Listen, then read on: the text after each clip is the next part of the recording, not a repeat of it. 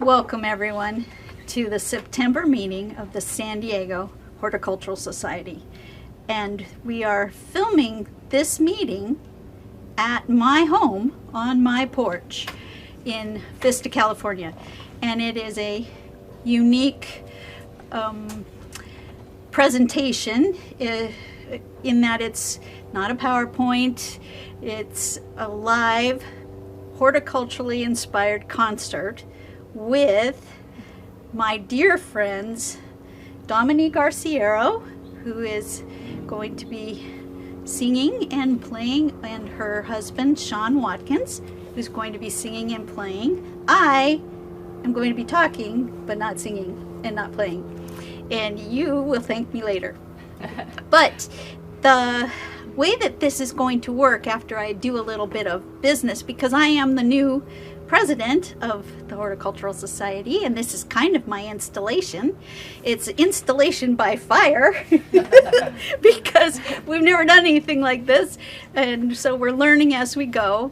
And this is being recorded for our YouTube channel, and if you have trouble staying in the live feed, or if you can't get in the live feed, I'm after the fact when you watch this on YouTube, I'm sorry. So but we're gonna soldier on. So we have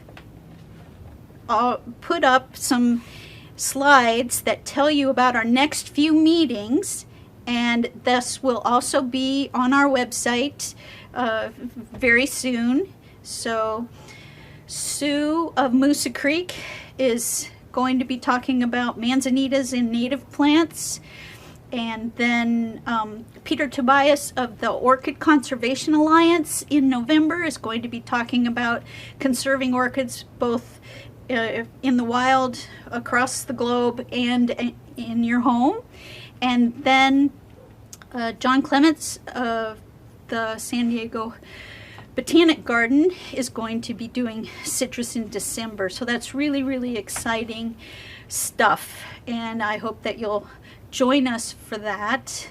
We are a large group,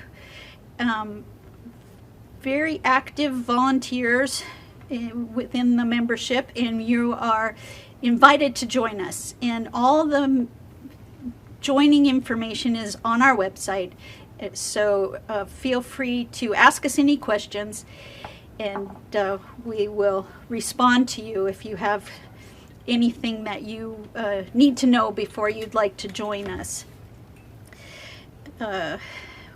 We have a newsletter that I'm the editor of. That's kind of how I think I got this presidential gig, is because I was the newsletter editor. We might as well just give her something else to do. So you get the newsletter as a member, and if you want to, you can contribute to the newsletter. Members are who write the articles and do the horticultural information, so it's really wonderful stuff. And all of the articles are archived on our website, so you can read past issues and past articles, and we keep them there for everyone as a gift to the community. So I probably am missing some sort of business stuff, but this is my first presidential gig, so you'll give me a pass.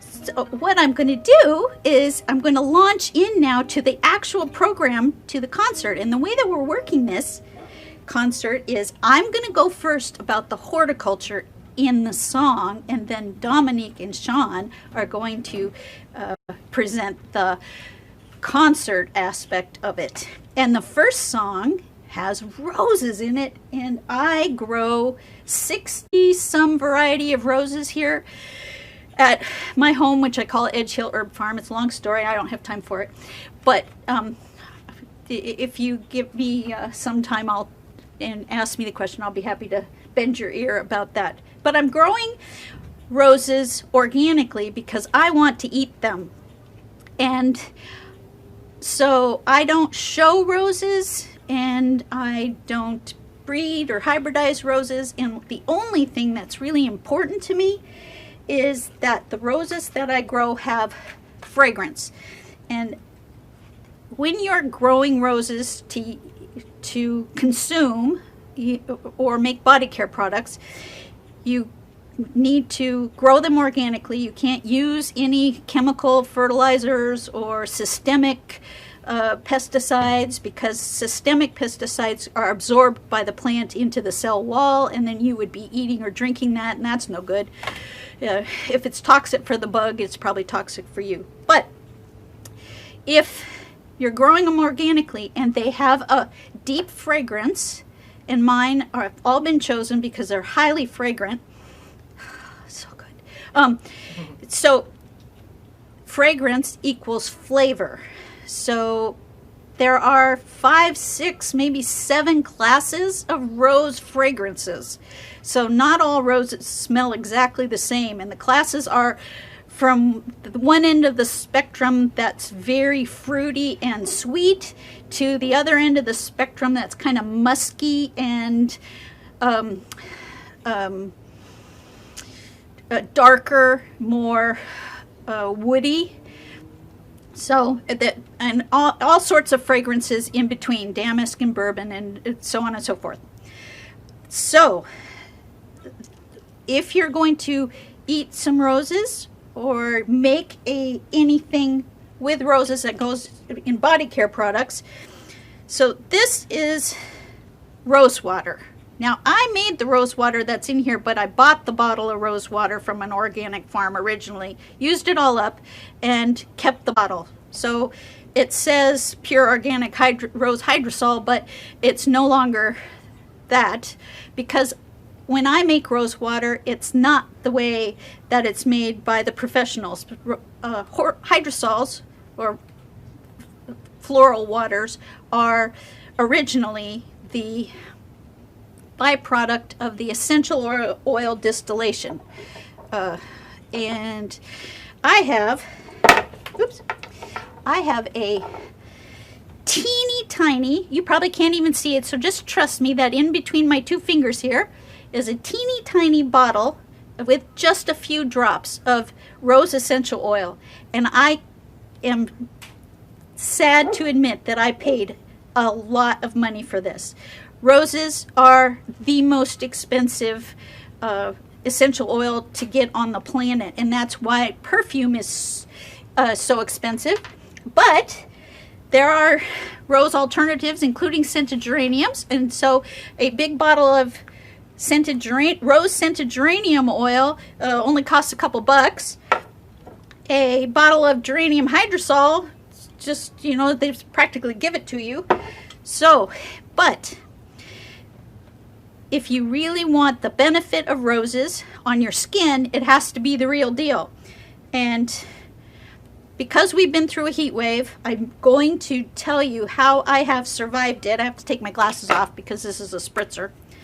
But I took my roses when they were blooming and I made my own version of rose water with them.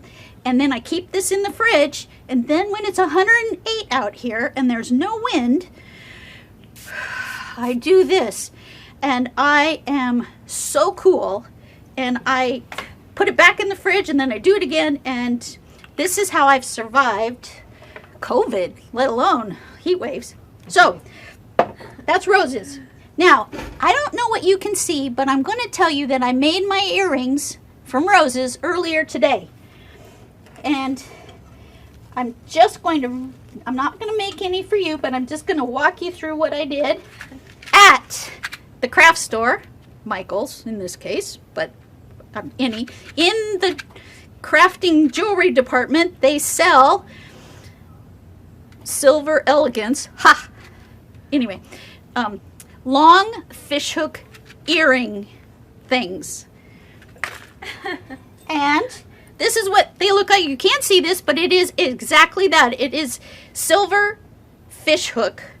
And because it's silver, I'm not allergic to it because I have a nickel allergy. But also, it's soft. And so I can bend this and ply with my fingers. I don't need any tools. So to make my earrings, all I did was take this fishhook, silver fishhook, and stick it through the future hip of my rose, and then bend it and clip off the stem and hung it on my ear. And I do this all the time. So much so that I have bowls of dried rose bud earrings laying around. So if I can't be bothered to make a fresh one, I can wear a dried one. So anyway, speaking of rose hips have more vitamin C per square inch than an orange, and that's what the Vikings carried on Viking voyages in order to ward off scurvy. They drank rosehip water in order to ward off scurvy. So that's roses. And just so you can know, the International Herb Association, I'm a member of that group too, had rose as the herb of the year in 2012, and I was the one who nominated it, so I take full credit, even though I only have a chapter in this book. I didn't write the whole book. But now, ladies and gentlemen, Dominique and Sean.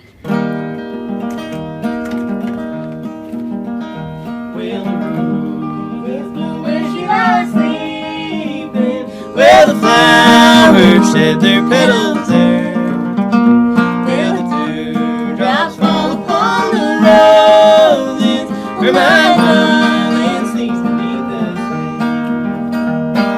Her lips were like a bunch of roses, her eyes shine like the starlit sky. Her hair was dark and it was curly, I loved her till the day I died. Where the roses bloom when she lies sleeping, where the flowers shed their petals there, where the dewdrops fall upon the roses, where my darling sleeps beneath the sky.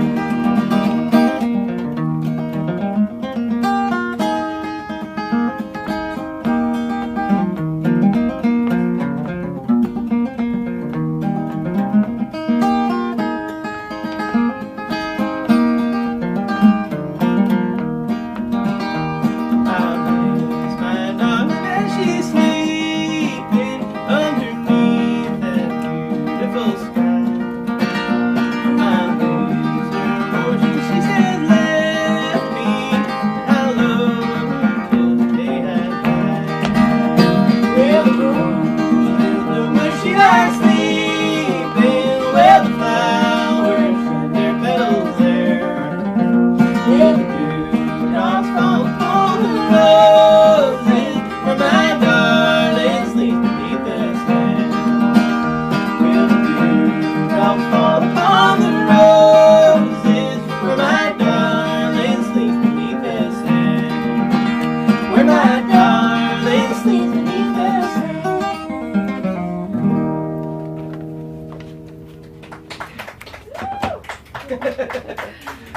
Back to Karen. Yep.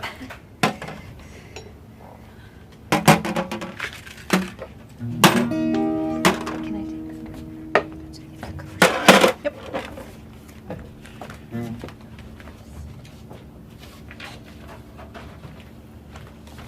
So,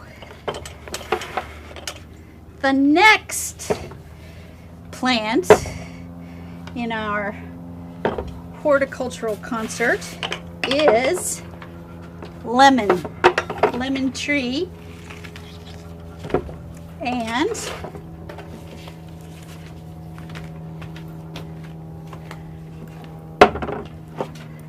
I'm growing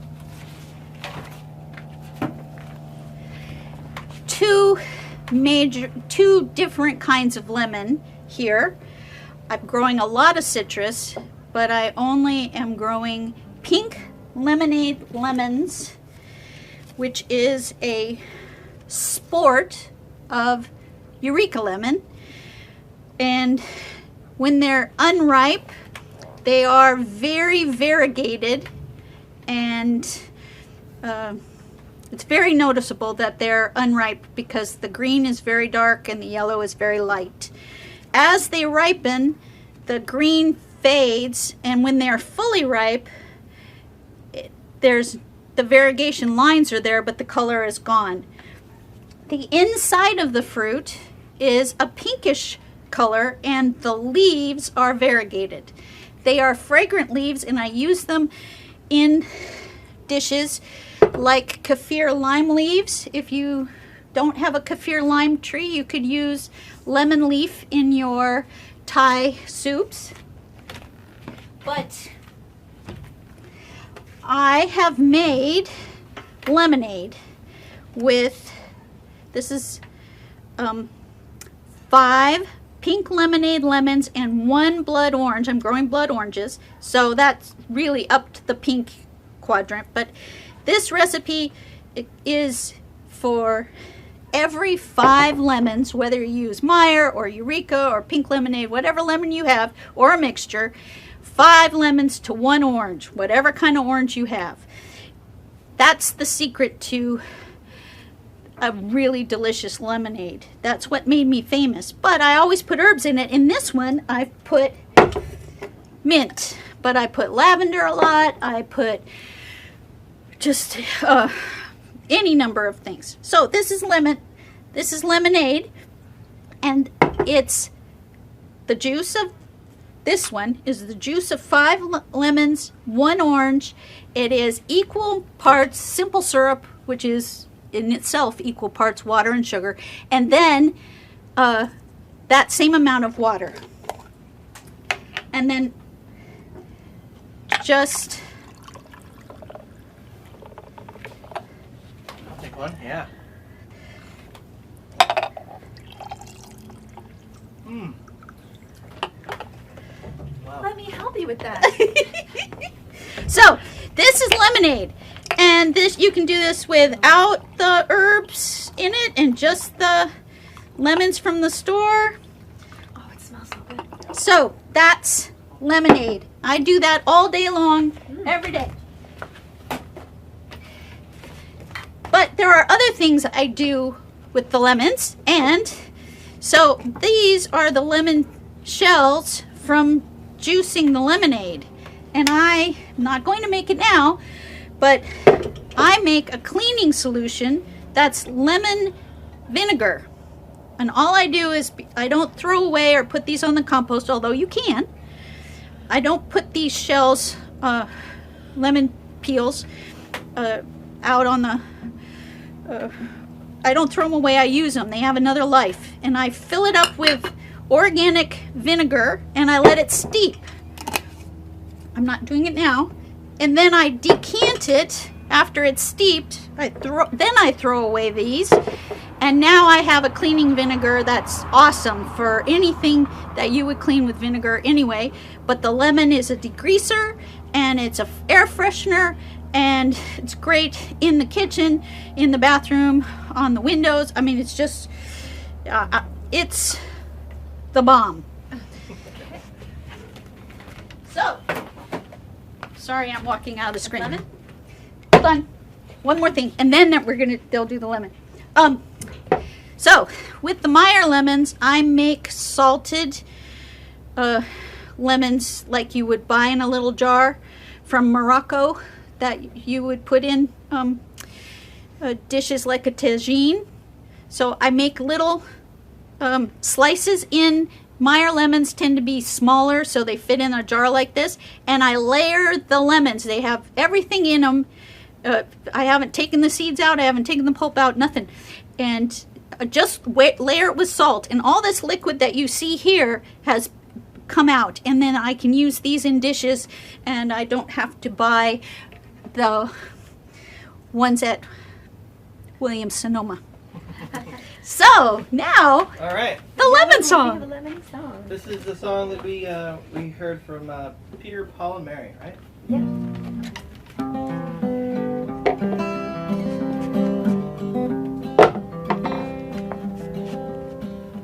I was just a lad of 10. My father said to me, "Come here and take a lesson from the lovely lemon tree." Don't put your faith in love, my boy. My father said to me, I fear that you'll find love is like a lovely lemon tree. A lemon tree very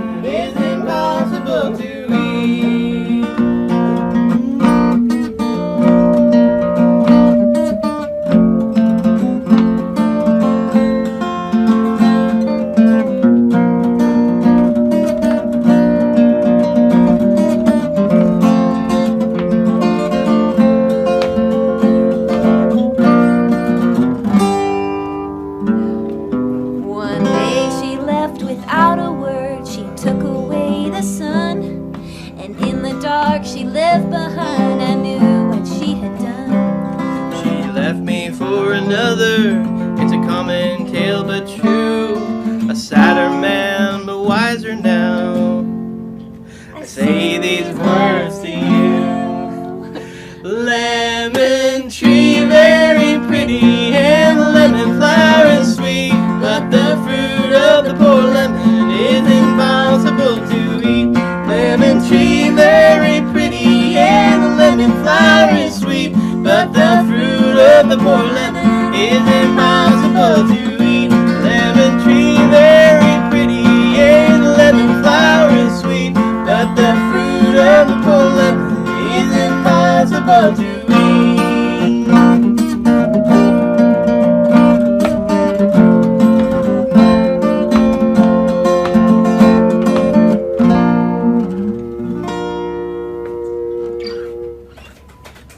Lemons. Lemons! And you know what they say.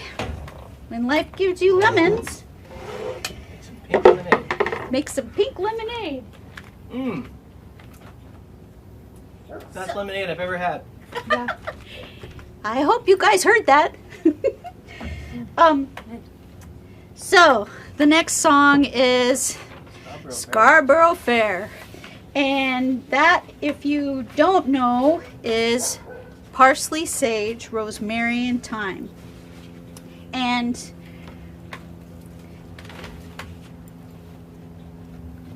I just have a couple of things that I want to say. I bought these at the grocery store today, and it's two kinds of parsley, curled and not curled, and thyme. It's English thyme and Salvia officinalis sage of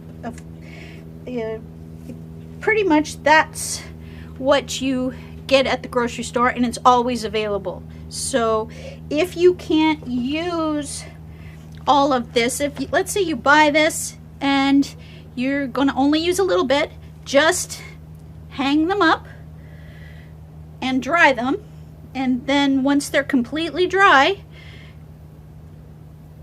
put them in a jar. If they're not completely dry, you have a science project in that jar, so don't put them damp into the jar and close it. But if you're growing herbs, you can grow lemon thyme, and you won't be getting lemon thyme at the greengrocer. You might get it at the farmer's market, but you won't get it at the greengrocer. And it is very lemony. It's amazing, and I highly recommend, if you're going to be growing thyme and using it, that use lemon thyme almost in anything that you would use standard common thyme in. But this, if you can only grow one, you can get this all day long at the store, but you can't get this, so I would grow the thing that you can't get. This is a variety of rosemary called, well, it used to be called Miss Jessup, and these aren't even how long the stalks were. I just cut them really long, but this is what you get at the grocery store. Common rosemary, Rosmarinus officinalis, and you can see that this is substantially longer. And they renamed Miss Jessup because of these long straight stems to barbecue. And what you do is you strip all of the save this and dry it. Now you use this instead of a bamboo skewer on the barbecue. You just thread your vegetables, your meats, your fish, whatever, on this instead of a bamboo or a metal skewer. If it's just freshly picked, you don't have to soak it like you would a bamboo skewer. But if you've picked it a few days ago and it's very dry, then soak it in water just like you would a bamboo skewer. And then it adds wonderful fragrance. And because they're so long and they have tufts at the top, you can get 2 or 3 of these and now use them as a basting brush on your barbecue. And then when you're all done, throw them on the coals, and now you have rosemary smoke. It's wonderful. I highly recommend that you get a long, straight stemmed variety as opposed to some of the others which get very tall, but they are all branching and you only get short stems. This is Cleveland sage, our native sage, and it is the herb that saved Thanksgiving for me because when I lived in Encinitas, had horrible time growing Salvia officinalis, the common sage that's in everybody's Thanksgiving stuffing. I got a yucky fungal wilt on it by the coast, and I couldn't get it to grow, and then a dear friend said, well, why aren't you just using our native sage? And a light bulb went off, and I've been using it ever since. I actually prefer it in baked goods and in stuffings and in sausages, anything that I make that calls for sage. And I dry it if I don't have to because I have it fresh growing around me, but I also dry it if I have a lot of it. And these stalks, if they're long and straight, you can do the same thing. You can also use bay stalks, bay leaf stalks. So that's parsley, sage, rosemary, and thyme with one slight caveat. Oh, yes. Yeah. So, I like to make cocktails. And my favorite cocktail is called a rosemary rusty nail. And I'm not going to make it right now, but I'm going to demonstrate it. This is rosemary that has blossom on it. It's beautiful. This is Drambuie, which is a Scotch liqueur that we think, it's a secret recipe, has rosemary in the recipe. And this is Scotch. It's not even the Scotch that the bottle was. I like the bottle, so I've been putting cheap Scotch in the bottle once the expensive Scotch was gone. And you take 2 shots of Scotch to 1 shot of Drambuie, and you give a swizzle stick of rosemary, and it's the best. You don't need ice. You just need a rosemary sprig. And that, folks, is parsley, sage, rosemary, and thyme.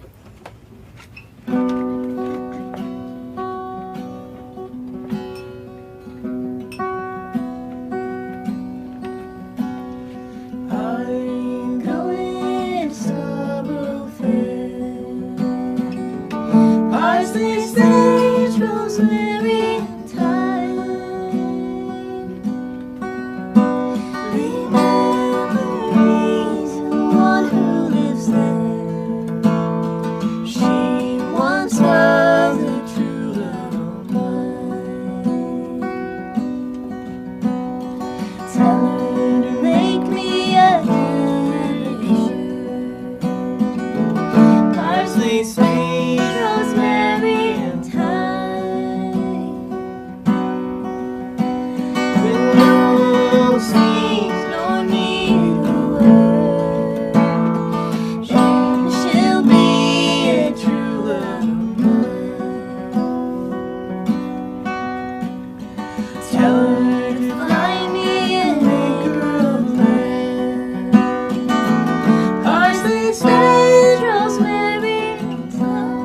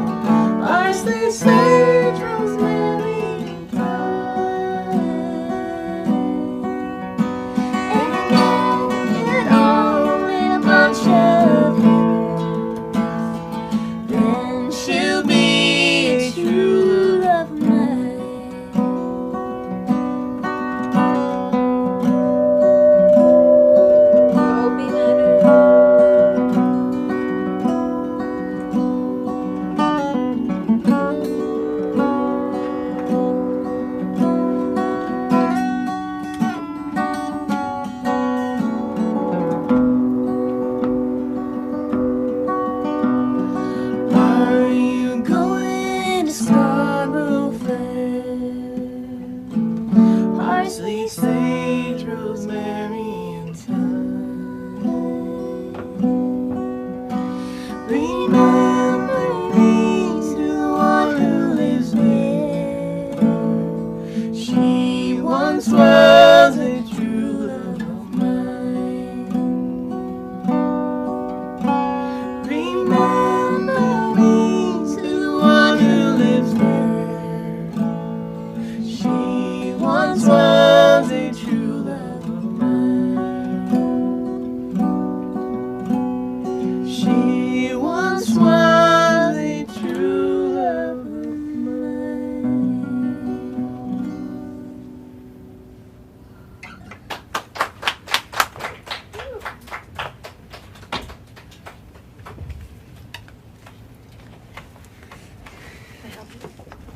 Yeah, you can take that. Yep, yep.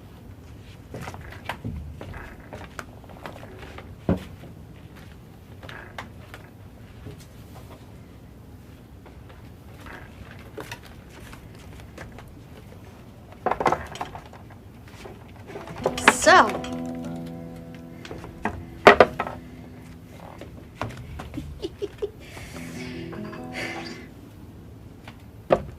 that was last year's living Christmas tree. It actually is a spruce. So,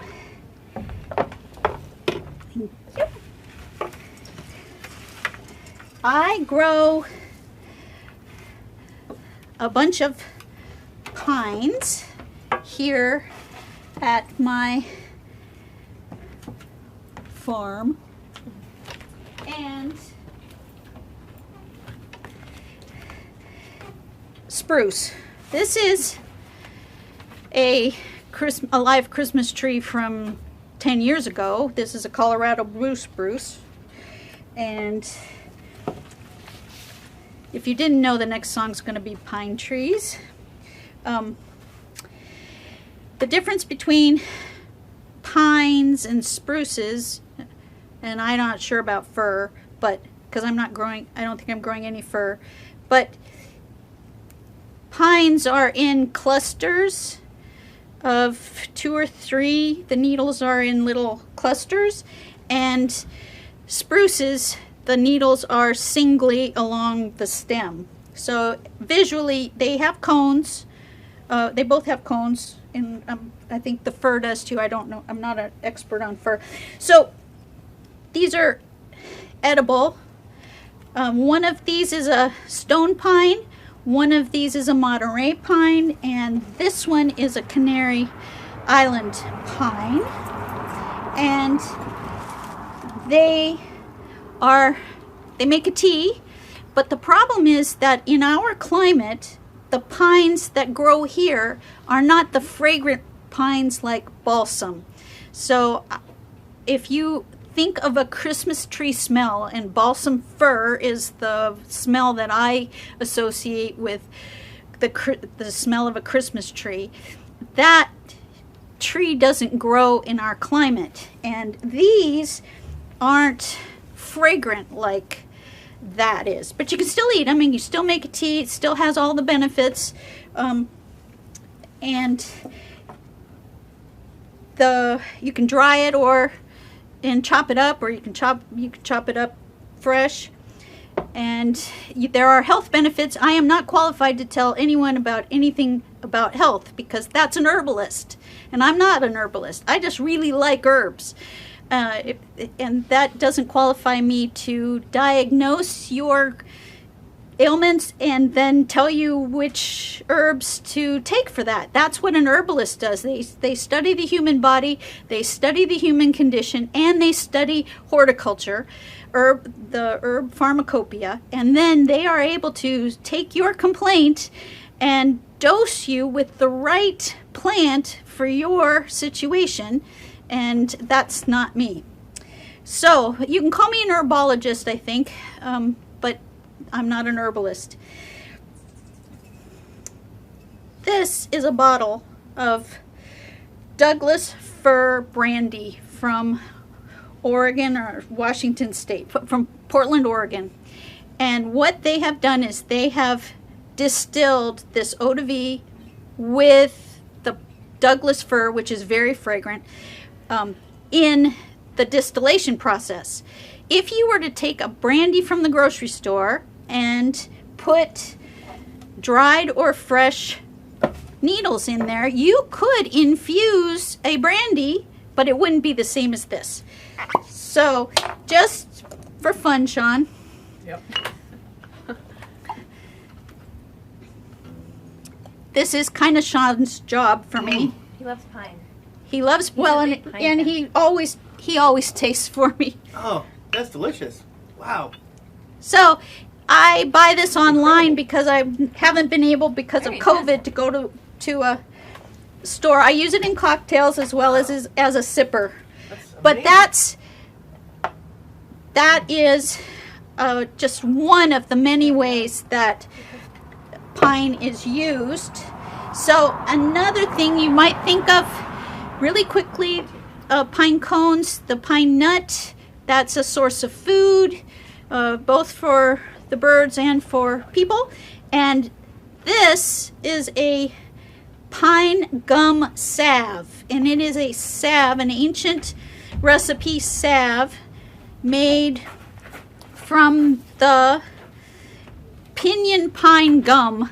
So the resins that are in, you know how sticky trees are, that gum makes a salve. And I have to tell you that I have dermatitis on my hands from being a caregiver and from cleaning up so much with COVID, and this pine gum salve has been my salvation. You can get essential oils of all the different varieties of pines, and so I have essential oils of Scotch pine and balsam fir and any number of, and that's one way to enjoy if you're not growing any of these. But these are definitely herbal and ancient.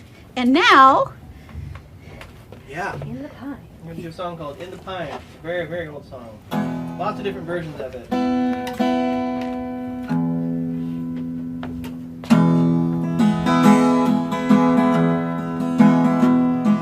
the pines where the sun never shines, and we shiver when the cold winds blow.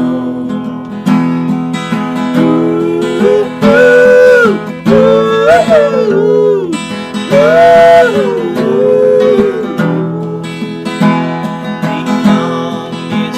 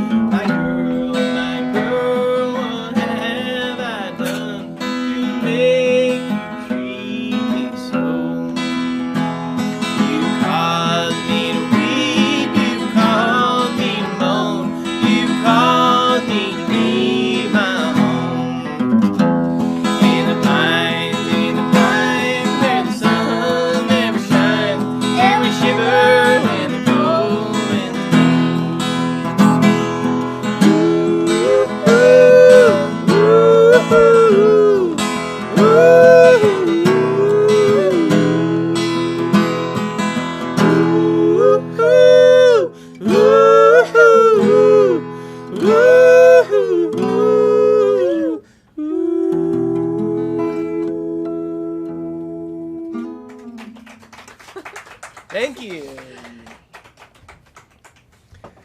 All right. How should we help with the? Here. This is how we're going to do this. It's really good pine brandy. Yeah. Yes.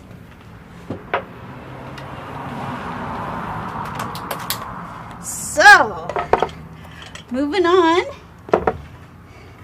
So, if you think about what is an herb, the definition that the International Herb Association and the American Herb Society uses is a useful plant, useful for cooking, crafting, or medicine.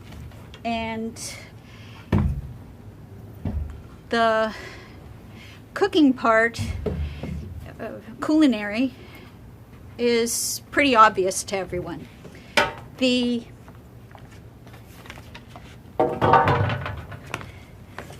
I'm back.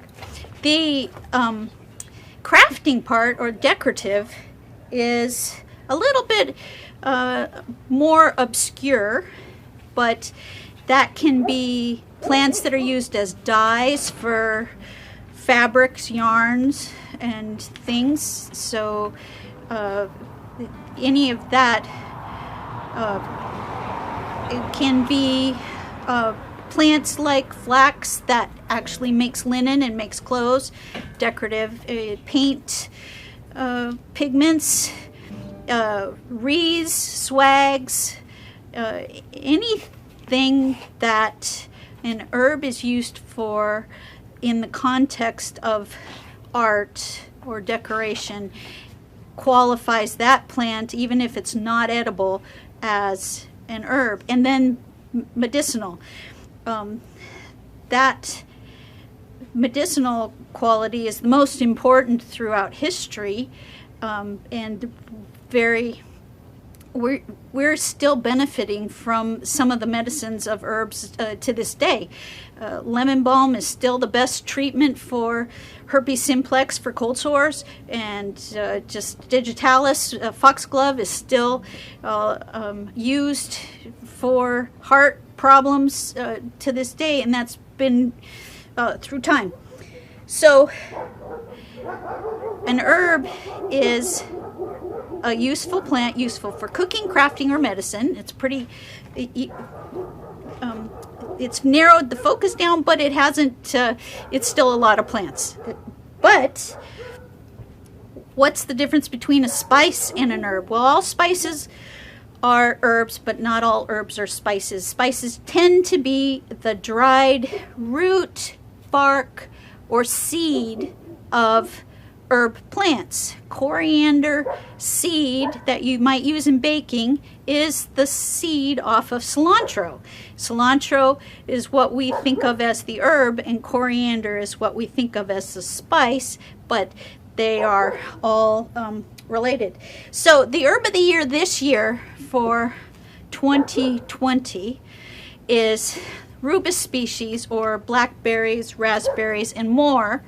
And I want you to know that the reason that the International Herb Association picks herbs that are kind of off the beaten track for this program is because it's an educational program, and wanting to introduce you to herbs you may never heard of, or to herbal aspects of plants that you know and love but you never thought were an herb. This is a bag of raspberry leaf tea.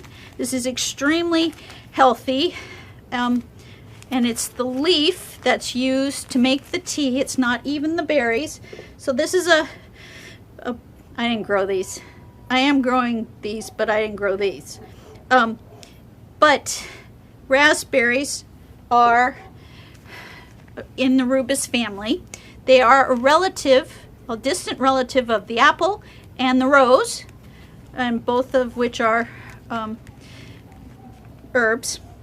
So, and then blackberries, this is blackberries. So this is a homemade concoction of raspberry brandy, and I'm not going to serve it to anybody, but if, and I will, because I started this in April, when I'm ready to move on with this brandy, I'm going to sweeten it with simple syrup and age it some more, and that turns it from a brandy to a liqueur. That sweetening process and aging process changes it from, right now it's just raspberry brandy that I am steeping. But I wanted you to know that, have you heard of Joe Malone of London Fragrances? You might have. It's a natural perfume company. They use natural fragrances, not chemical fragrances. And my favorite of Joe Malone's products is their Blackberry and Bay cologne. So if you were thinking, oh, raspberries and blackberries, they're not herbs. Well, if they're making cologne out of it, that qualifies right there as crafting. And then this means that it's a herb in my book. Bay was the herb of the year in 2009, so this is an herb of the year fragrance. But we are going to have a special guest on this performance. Come through here? Yes, please. All right. So, Sean, who you've been listening to, and his dad, Chuck. Yeah, so my parents live right across the street. In fact, Karen, England, I got married. Dominique and I got married last October over here at their property, and Karen made the cocktails. So this is an old bluegrass song that I grew up playing with my dad here. It's called Blackberry Blossom, and I'm so glad that he could join us.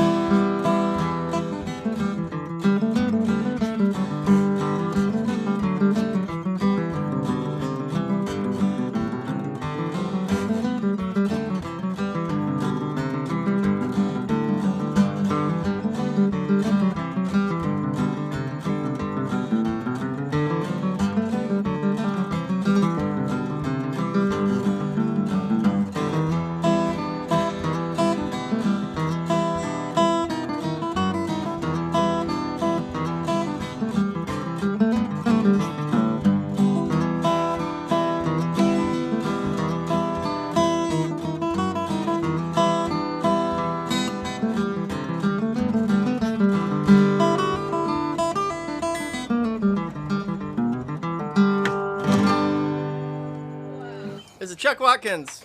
Yeah. All right, Blackberry Blossom. Thanks, Dad. That was great.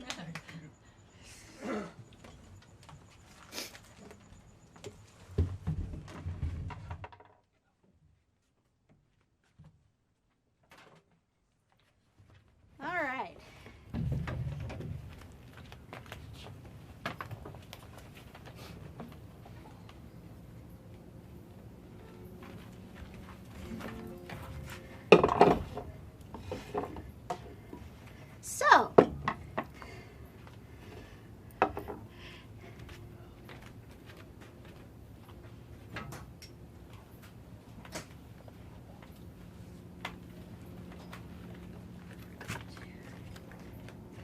need a bigger table next time. Somebody make a note. Yes. Oh, I see. Okay. So, I'll take that. The last song is called, in reality, Dead Flowers. But I have changed it to dried flowers. But all along I've been thinking of it as edible flowers. And so, because I wanted to talk to you really quickly about all the flowers that I grow here, I could dry them and use them dried, or I just pick them and use them. And here's a sentimental rose. This is a teapot that has a glass teapot with an infuser insert. And this is some rose hips from the native California rose. This is a Lady Braithwaite rose. Oops. And, oh, some more rose hips and some basil blossoms. This is bay in bloom. So some bay leaves. This is what the blooms end up. This is bay seed. You probably can't see that from there, but they actually set a seed that kind of resembles a olive, and they press it for oil, and it has fragrance. But I'm not putting that in our tea. There's calendula. There's mint blossoms. There's another rose. Oh, there's Cleveland sage blossoms. There's kaffir lime leaf blossoms. Oh, scented geranium blossoms, lemon and rose. Oh, Vitex, the woman's herb blossoms. Ooh, some French lavender, some mint blossoms, some rosemary blossoms, some something I can't remember, some borage, and some California poppy. They're all herbs, and the blossoms are edible flowers, and so we can make tea. So there we go. I use a salad spinner I take the insert out and I go harvesting with my clippers. I go around my garden and I harvest right into this, and then I wash them and spin them dry, and I put this in the fridge till I need it. So that's how I do that. And then, so making tea is not an exact science, and I will never be able to recreate this exact blend. So if Shauna and Dominique like this a lot, I can get close maybe, but because I just put what was blooming in my basket in this infuser. And this is water that I just had boiling, and now I'm filling the pot. I'm going to try not to overflow the pot, and that's going to make a tea. Because this is not a medicinal tea where I'm trying to cure something, we can drink it right now. We don't have to steep it for 5 minutes. It will be different in 5 minutes than it is now, but we can drink it right now because this isn't medicine, and there's no prescription of amount of water or amount of herb or amount of thyme. But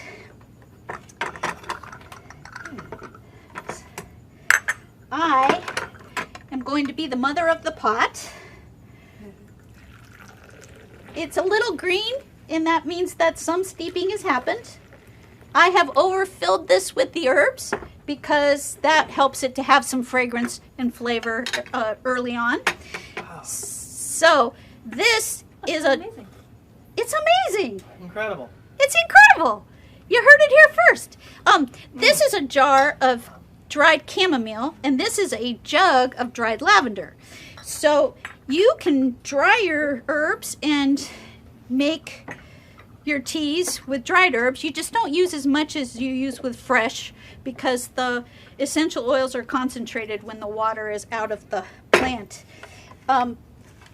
So And I want you to know that there is a calming, and I need calming a lot. I think we all do. There is a calming chamomile hydrosol. Chamomile tea is really relaxing, especially with lavender at night if you can't sleep. But this is like that rose water. Oh, this is how I'm surviving. Ooh, I just got it on my glasses. Now I can't see.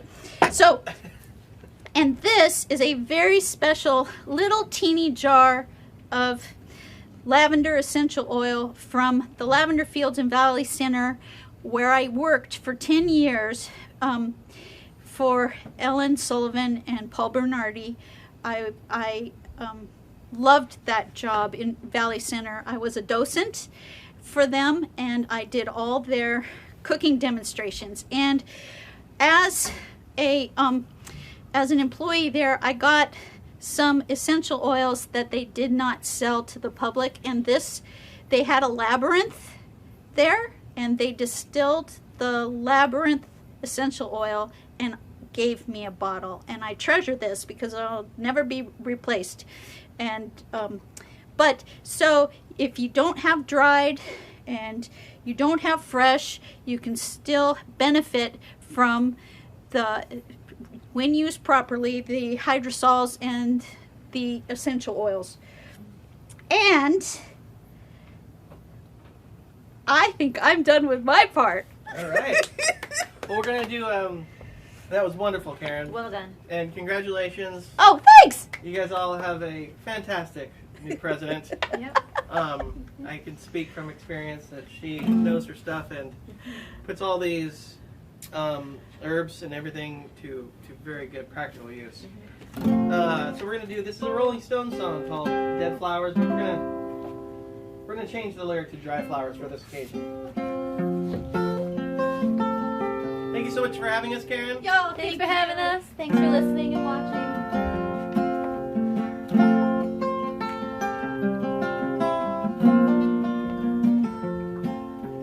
When you're sitting there and you sit close to a chair, talking to some rich folks that you know, well, I hope you won't see me in my ragged company, 'cause you know I could never be alone. Take me down, little Susie, take me down. I know you think you're the queen of the underground, and you can send me dry flowers every morning. Send me dry flowers by the mail. Send me dry flowers to my wedding, and I won't forget to put roses on your grave.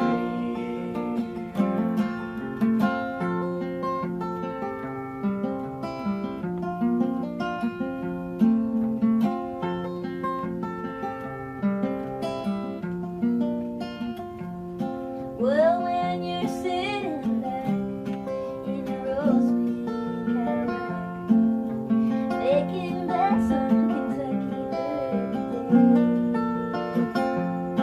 I'll be in my basement room with a needle and a spoon, and another girl to take my pain away. Take me down, little Susie, take me down. I know you think you're the queen of the underground, and you can send me dead flowers every morning.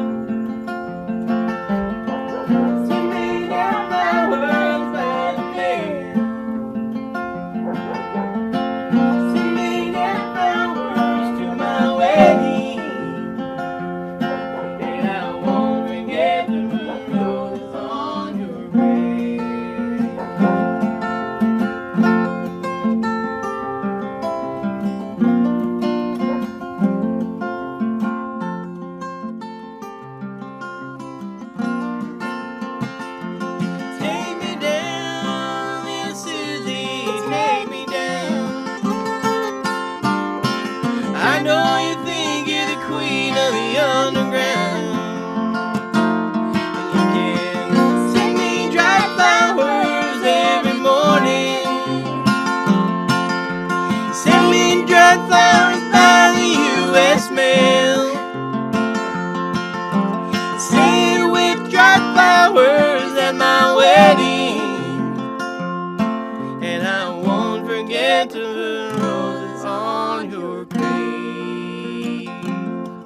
So I won't forget to put roses on your grave.